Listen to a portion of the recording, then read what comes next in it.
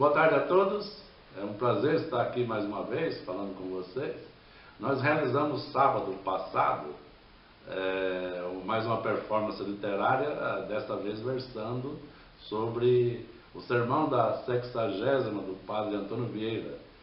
Vocês sabem que o Padre Antônio Vieira foi escolhido para essa performance não por ser padre ou por ser religioso, mas porque suas ideias são muito interessantes e muito úteis para o mundo atual, né? E principalmente o seu famoso sermão da 60ª.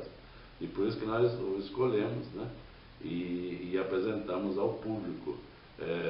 São Paulo estava sob um temporal impressionante, mesmo assim um número bom de pessoas compareceu, provavelmente instigados, as pessoas estavam instigadas pelo valor do pensamento do Padre Vieira, como nós o colocaríamos para o público, né? Então, é interessante que o Padre Vieira, em seus sermões, pregava a palavra divina e utilizava-se muito dos conhecimentos adquiridos, principalmente de São Lucas, quando se referia à pregação de Jesus Cristo, né? Então, o Padre Vieira não só era um grande pregador da palavra divina, mas também um cidadão preocupado em como os demais pregadores passavam à frente a palavra divina. E vocês imaginem que em meados do século XVII, 1655, 60, por aí, ele estava extremamente preocupado com a situação da igreja, que estava perdendo a sua clientela de forma incrível, em razão da reforma protestante, de Lutero e de João Calvino, né? Lutero na Alemanha, João Calvino na França. A igreja católica estava passando por períodos terríveis e os pregadores cada vez piores. E os crentes saindo da igreja, e ele preocupado com a situação e defendia as suas ideias, né? E é interessante que no sermão da 60ª, ele... 60ª por quê? As pessoas perguntam. É que são 60 dias antes da Páscoa. Foi proferido 60 dias antes da Páscoa. Então, o Padre Antônio Vieira... E por que da importância dele?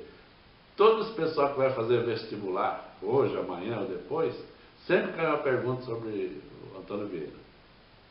Vai fazer concurso público, cai pergunta. E as pessoas ainda bobeiam e não vão atrás do grande pensador, né? Muitas vezes, por preconceito de religião, né? Aliás, nós da psicologia e da ideologia nos damos bem com todas as religiões. Nós somos contra o polo atrasado de cada uma. Mas o polo avançado que constrói, que ajuda a vida, nós sempre apoiamos. Então, o Padre Vieira, quando na capela do reino, né, do reinado em Portugal, ele apresentou esse sermão para uma plateia seleta, né, de autoridades, de pregadores, o povo, gente de grande importância à época, né? E os sermões dele arrebatavam multidões, né? As igrejas ficavam lotadas.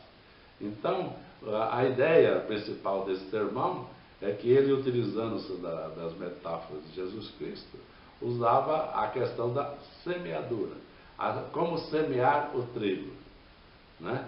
E diz que há uma dificuldade muito grande para fazer a semeadura e para ter êxito, né? Mas ele começa a discutir com a plateia e com os ouvintes algo interessante, que ele falava: olha, Cristo disse ao pregador para ele sair e semear. E ele começa por aí. Ele diz: olha, o pregador precisa sair e semear a palavra divina. E começava a atacar aqueles pregadores que queriam ficar no passo com C cedilha, ou seja, ali mesmo onde as autoridades, as pessoas influentes viviam. Todo mundo queria pregar no passo.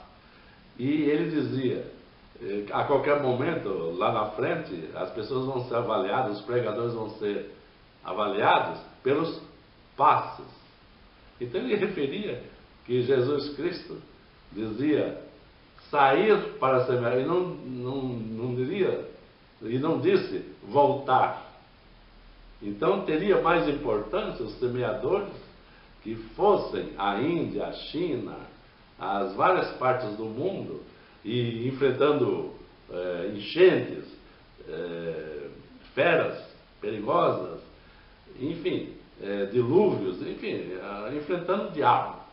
Então, o Vieira dizia que essas pessoas deveriam ser vistas de outra forma em algum momento, e ai daqueles que ficavam somente no passo, né?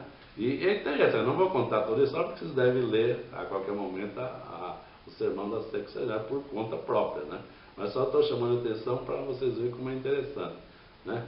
Então ele começa a fazer uma pergunta: por que não dá certo o semear muitas vezes, né? Então ele diz: olha, lembrando Cristo, que há grandes dificuldades. O só sair não é suficiente. E também voltar na primeira dificuldade não é o caso. A pessoa tem que saber, tem que ter perseverança, tem que ter conhecimento, tem que se aprimorar e não voltar. Esses serão louvados, né? E o que esses encontrarão lá fora? Encontrarão terrenos difíceis, encontrarão espinhos, encontrarão pássaros que comerão a semente do trigo, e encontrará pedras, onde o semear quase que de nada adiantará. E encontrará também boa terra.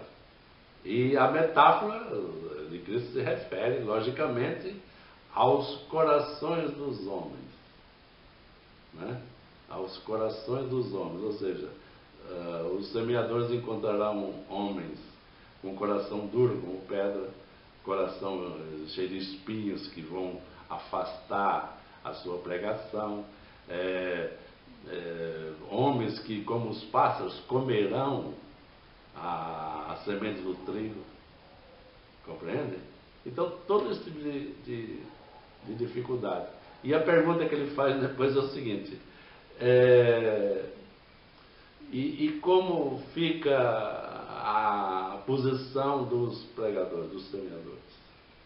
Já que nós estamos com tanta dificuldade, precisamos abordar e ter novas almas em nossos quadros, né? Então, ele pergunta o seguinte: a culpa é do pregador? A culpa é de Deus? Ou a culpa é do ouvinte? E ele passa a analisar ponto a ponto, né, de forma argumentativa, para que o público acompanhe com ele o raciocínio. E depois, lá na frente, ele dá a resposta inteligente, magistral.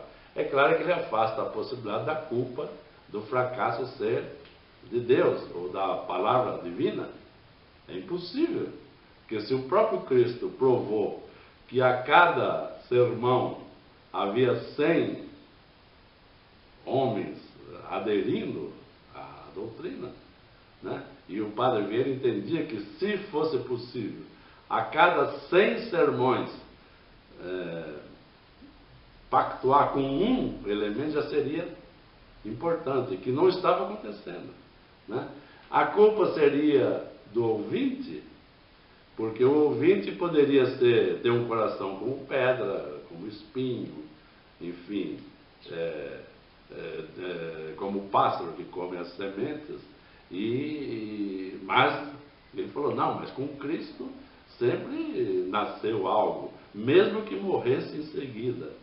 Então a culpa é de quem? É do pregador. E esses pregadores que estavam inclusive ouvindo, como eram? Egocêntricos, pensavam só nele, comiam, dormiam e tinham as facilidades de usar mal a palavra de Deus. E ele dizia: esses que usam mal a palavra de Deus são demoníacos. Difícil é pregar a palavra divina. Ele se refere às palavras, mas de forma distorcida. Se vocês passarem esse assunto para os dias atuais, principalmente com a mídia, nos apresentando todos os dias, pessoas usando, inclusive mostrando no vídeo a Bíblia, para dizer, olha, eu estou seguindo rigorosamente o que está escrito na Bíblia. Mas é uma manipulação das palavras. Compreende? E poucos sabem lidar realmente com a palavra. Né? Olha que atualidade, não é verdade? Outro momento extremamente importante é quando ele se refere à metáfora do espelho, para que haja uma compreensão pelo ouvinte, uma compreensão correta, seria necessário aí a metáfora do espelho. O espelho seria, metaforicamente, a doutrina que o pregador precisa apresentar ao ouvinte. O ouvinte, para ver, precisa de olhos. E, no caso do ouvinte não ter olhos, o que aconteceria? Não veria. Mas e o ouvinte tendo olhos e tendo o espelho, o que faltaria? Faltaria a luz. A luz que é o Deus, a questão divina. Né? O pregador, o espelho, a luz que vem de cima. E o ouvinte. O ouvinte cego não vê o espelho e não usufrui da luz. Né? O ouvinte que enxerga pode ver o espelho e pode sentir a luz. Mas todas essas dificuldades são as dificuldades enfrentadas pelos pregadores. Né? E é interessante para nós abordar esse assunto, porque nós trazemos a questão para os dias atuais, né? E perguntamos, se você quer semear uma ideia, principalmente uma ideia boa, você tem que seguir estratégias, princípios. Né? Agora, esses que estão a pregar, não só a palavra religiosa, mas a autoajuda na televisão, no rádio, toda hora vocês ouvem. Né? Eles navegam pela superficialidade. E tem multidões ao seu redor, porque não causa nenhum efeito no ouvinte, a não ser a boa sensação que o ouvinte tem de que já sabia desses assuntos tão sofisticados, são apresentados com pompa, como academia disso, academia daquilo, né? As pessoas falam de forma rebuscada, mas apenas atestam ao ouvinte que ele já sabia algo. O que o mestre Antônio Vieira nos ensina? Nos ensina o seguinte, que os sermões bons são aqueles sermões que incomodam o ouvinte. São aqueles sermões que mexem com aquela posição passiva do ouvinte, que ele já sabe, que ele já está pronto. Né? Então, para sair de seu sermão bem, a pessoa precisa estar muito mexida, muito angustiada, muito preocupada com o seu posicionamento e com o que precisa fazer para mudar as coisas. Não é verdade? Agora, esses da autoajuda, o que fazem é um deleite para o ouvinte e aquela sensação de que já sabe tudo, eu já vi, que eu tenho falado, né? Por isso que uma das frases que nós postamos, quando vocês abordaram, talvez, no nosso Facebook, Dermewal Correia de Andrade, uma frase que eu tenho dito é a seguinte, que eu não digo às pessoas o que elas querem ouvir, mas sim o que elas precisam ouvir. Então, seguindo essa ideia e seguindo os conselhos do Padre Antônio Vieira, mexam-se e leiam o sermão da 60ª e leiam corretamente, leiam devidamente. E se não souberem ler devidamente, procurem aprender, leiam. E não fiquem com essa fugacidade da internet, onde as pessoas não têm tempo, ou não querem, ou têm uma resistência enorme a ler, a ter acesso ao conhecimento. E alguém nos perguntou no sábado passado o que semeamos. Boa pergunta. Semeamos conhecimento geral Não. Por exemplo, da física não entendemos absolutamente nada. Nós semeamos conhecimentos ligados às ciências humanas e aos direitos humanos, e que estão condensados na psicologia da ideologia que tivemos a satisfação de criar aqui no Brasil, em nosso Instituto Argumentos, Ciência e Cultura. Até a próxima vez com outro assunto que esperamos seja de interesse de vocês.